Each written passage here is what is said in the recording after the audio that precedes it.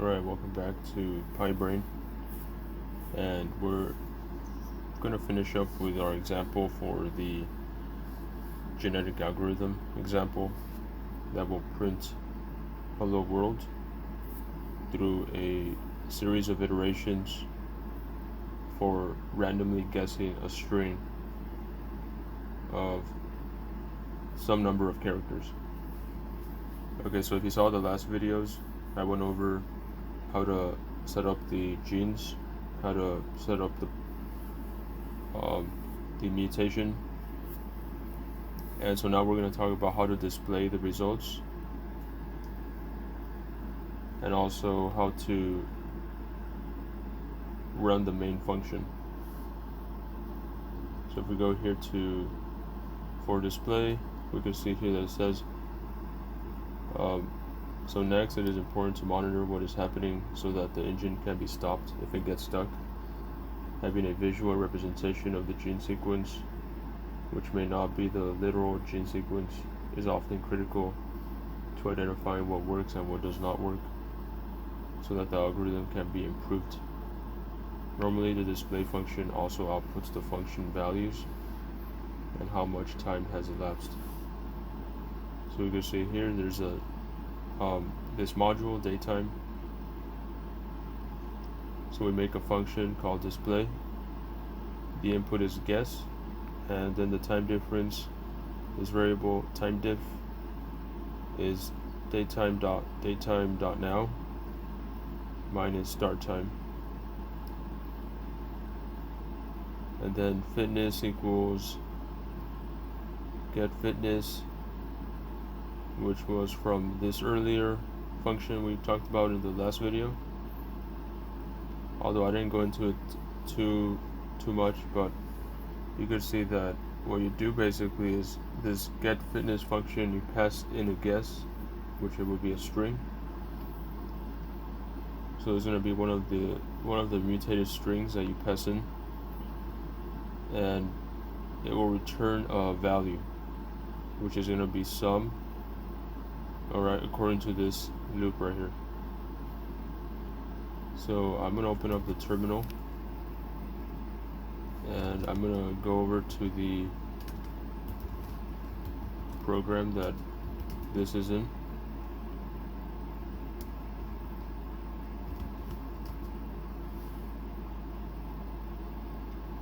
Okay, so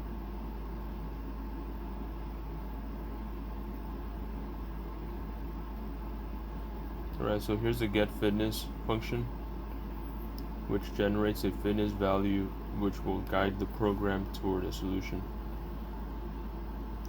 So what I did was I wrote this line out. I essentially copied and pasted this line into my code here, although I want to mention also that I rewrote it as a for loop and if statement. So basically what it's saying here is, so we say sum is 0 initially, and then we say for expected and actual in zip target guess, if expected is equal to actual, sum is equal to 1. So that means that if the expected letter, so the letter, so we're gonna go down, we're gonna loop through, let's say that our program, let's say that the guess that we feed into this function is XYZ, but let's say that we expected ABC. So what the program's going to do is it's going to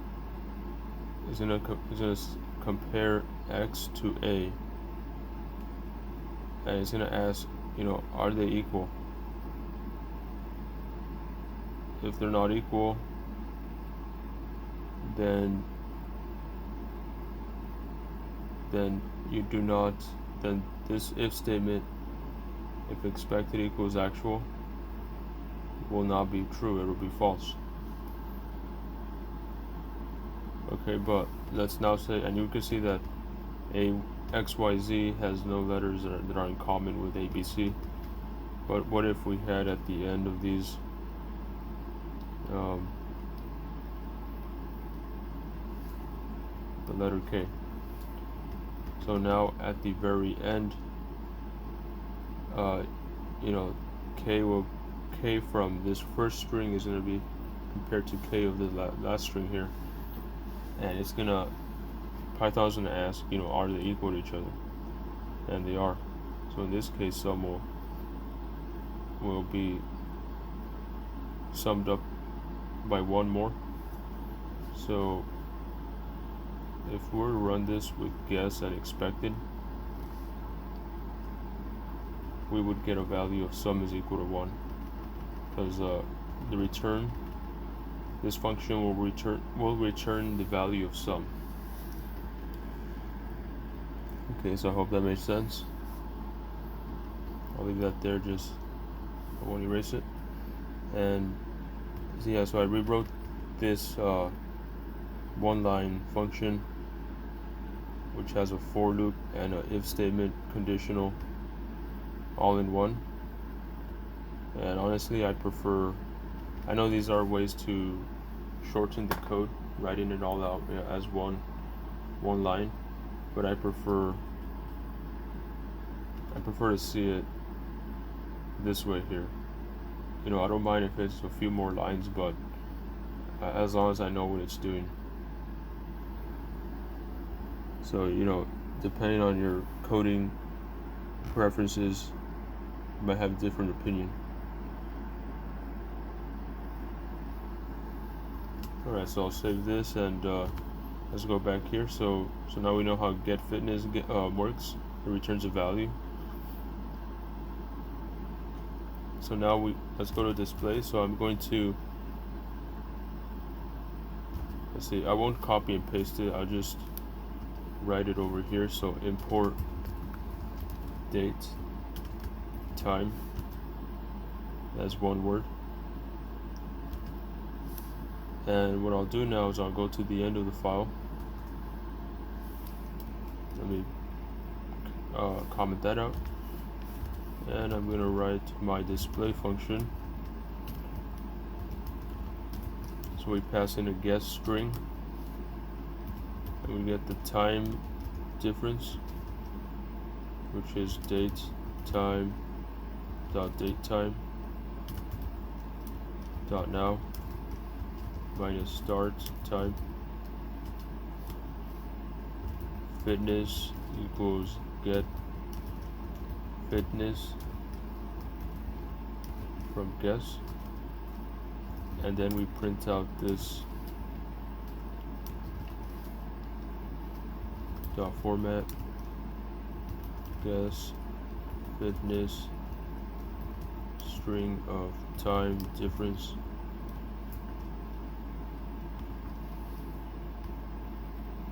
So inside the string here, we're going to put curly bracket 0 \t. The \t, by the way, is a tab, so it's a way to space out these values here. Another tab, and then curly brackets 2. Alright.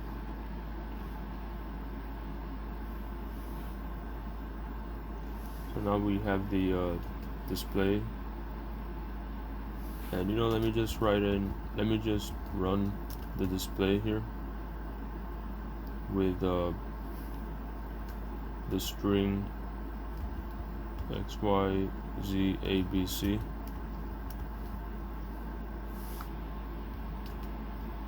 I want to see what it'll do. Okay, start time is not defined. So the start time will be, I assume it would have to start somewhere at the beginning of the function, or of the program, sorry. Yeah, so it's going to be in the main program. The main program begins by initializing best parent to a random sequence of letters and calling the display function. So you can see we set up the random seed. The start time is datetime.datetime.now. Best parent will be generate parent length target. Best fitness is going to be, so we call the get fitness function on the best parent.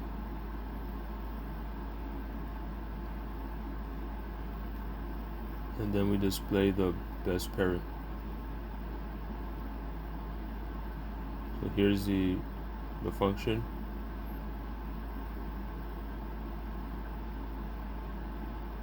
We can see here how it's going to look like when we run it. So we should have some string that, here we can see which iteration, the time on this side, and we can see that as time passes, this string approaches hello world, and at the very end it achieves it. And this is through an evolutionary process.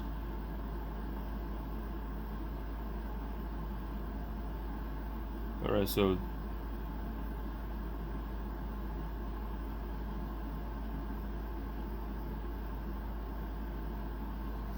so I'm gonna put here, so what we want to do is display the output, which will be the time difference. We want to get the fitness value for every guess. We also want to print out these values to the screen.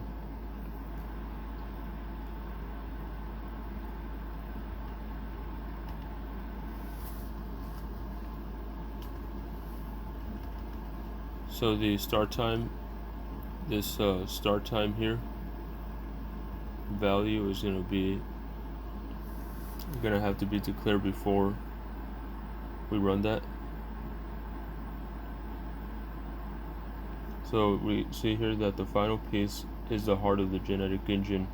It is a loop that generates a guess, requests the fitness for that guess, compares the fitness to that of the previous best guess, and keeps the guess with the better fitness. The cycle repeats until a stop condition occurs. In this case, when all the letters in the guess match those in the target. While true, child equals mutate best parent, child fitness equals get fitness of child. If best fitness is greater than or equal to child fitness, we continue.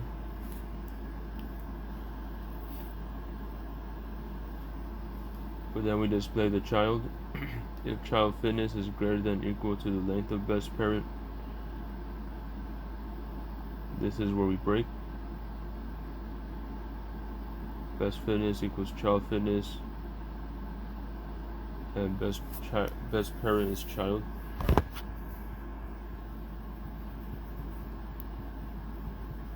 So what exactly does this mean? So basically, the child will be mutating the best parent. So whichever best parent, let's say we start off with the most random sequence, such as this one here.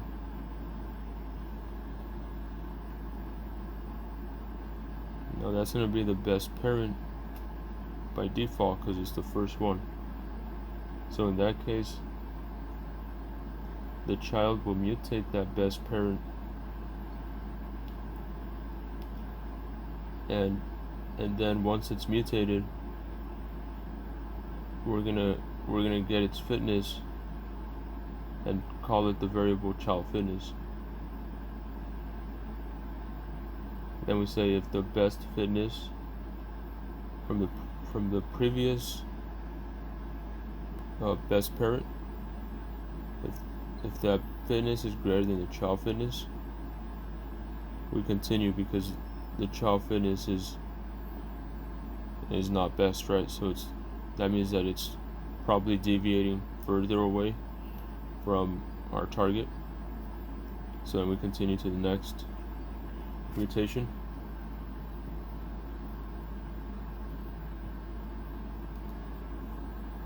Then we display the child. Oh, but let's say this condition is not true. Let's say we have a child that, once it's mutated, it's actually closer to the target. So this is not true. This if statement is not true, and then we go on to this line, which we display the child. If the child fitness is greater than the length of best parent, this is where we break. So best parent shown there. So if the child fitness is greater than or equal to the best parent, we break. So the best parent, we can see in the very first run, it's going to have some n number of characters.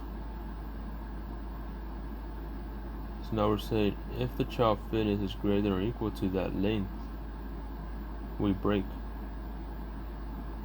So at the very end, at hello world, our child fitness should be equal to the length of the best parent. That's where we break, because we can no longer improve on that. That's already reached the target. Then we say the best parent. So if this condition is not true, so let's say we're somewhere in between here. We're in one of these intermediate steps that's not yet at the target. This if statement is going to be false. So we're going to display the child. Then we're going to say that the best fitness now is the child fitness. The best parent is now the child. And we keep looping until we arrive at this statement here. So for every child mutation that deviates further away from the target, this if statement is going to be executed. It's going to be true, and we're just going to loop this way from this line back over here. But now if we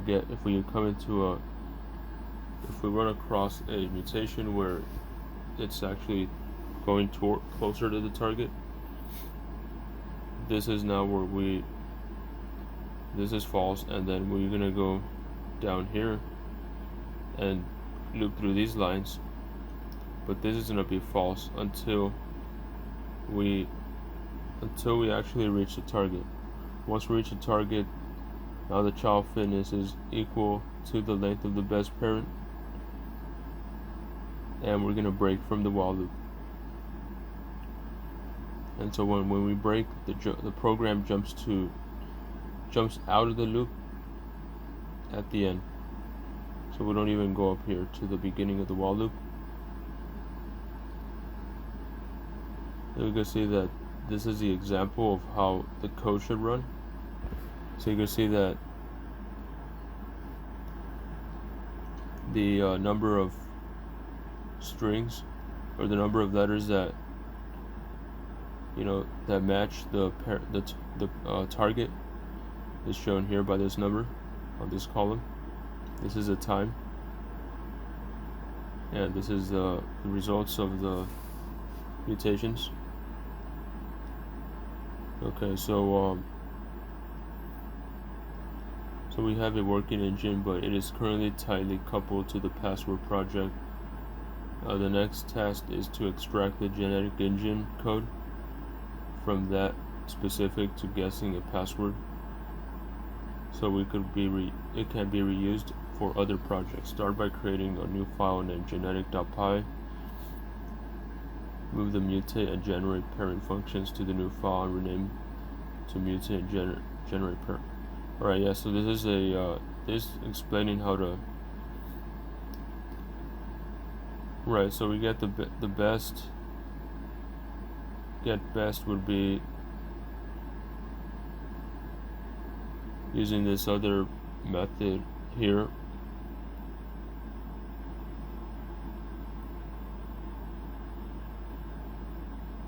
Alright, so I'm just looking through here and seeing what this is all about. Okay, so let's go back to what we were looking at here on the main, and let's go back to the program here that I'm writing out. So display is going to be showing us the display. So we mentioned that we want a loop that is going to generate a guess, request the fitness of that guess. So right here, if you look at the while loop we just looked at, this right here is generating a guess, the first line, because we're mutating. Then we're getting the fitness of that guess through the get fitness function. Then we compare that fitness to the previous one using these if statements.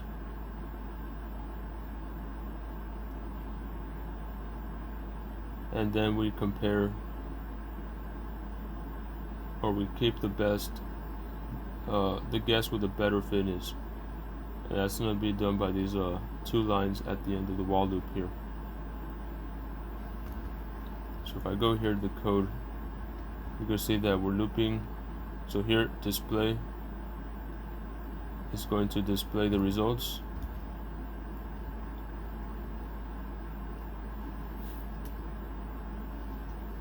So before the display function, I'm going to say that the start time is equal to date time dot date time dot now. Okay, and then this is the display function. We could call upon it now that it's declared, and then we could do the while loop. So we could say while true. It has to be capital T. So I'm gonna copy paste this. Hopefully it works.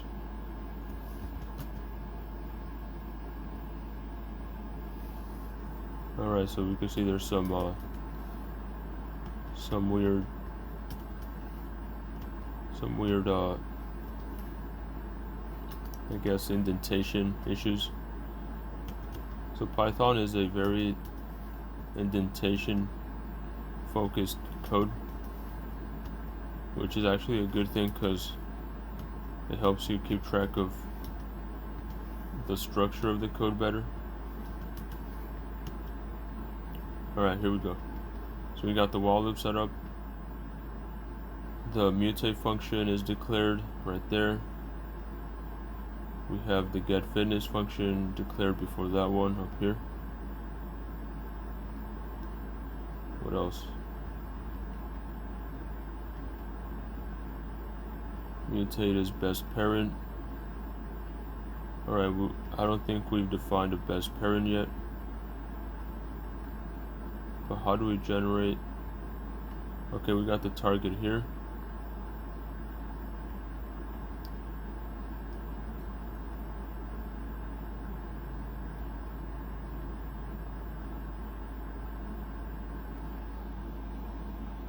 And then we say, so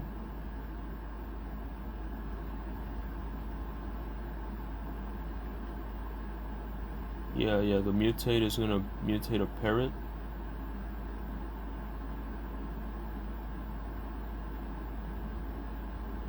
Generate a parent will, okay, so the parent, we have to generate a parent. So before the while loop, I'm going to generate a parent by running, I'm just going to call this the best parent. Generate underscore parent, I believe. Make sure. Yeah, generate underscore parent. We give it a length, so the length is going to be, so let's see, how many characters does hello world have? 1, 2, 3, 4, 5, 6, 7, 8, 9, 10, 11, 12. It has 12 characters. So we're going to generate a parent with length of 12. Alright, let's go back to see if that works. Yeah, and it's gonna randomly choose letters from the gene set. The target is what we're after.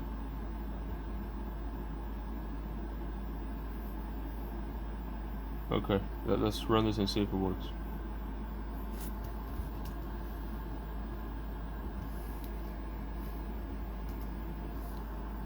Best fitness is not defined. Okay, yeah, because when I set the best parent, the best fitness should be defined as well.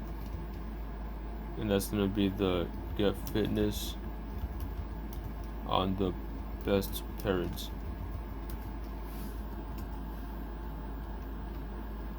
Okay, so we can see here, once we run the code, we start out with this random string. We have is the first one completely random. You can see that the computer did this extremely fast, less than a second. I believe this is a second here, this number. So this is like, that's like less than a millisecond. Came up with this string. On the next, so then it did some some random picks again. I think that this L here is good,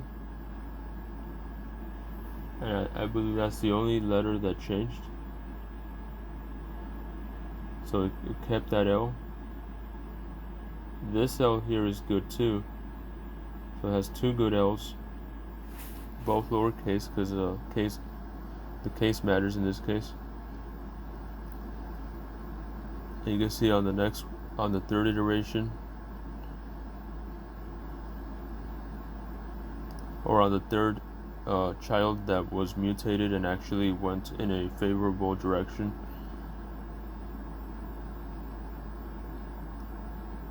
that the Y was changed to an R. And then on the next one is X goes to an O. And then you can see that we have 12 this is a string of 12 characters. So we're gonna have a value of 12 for the let's see what exactly that was. Or actually, let me go back here to the book. The 12 is going to be the fitness. That's the value of the fitness, this middle column here. Alright, so this completes our tutorial on the introduction on genetic programming for the simple program of Hello World. As we could see, it wasn't completely what you call a simple program really, but it, it's I think it's a good program to illustrate the key ideas of a genetic algorithm and how you could use it to use randomness to drive the optimization of a result. In this case, we drove the randomly generated string at the beginning to drive towards our target through random iterations. So I hope you enjoyed this video, and I plan to make more as well for these genetic algorithms and delve deeper into the subject.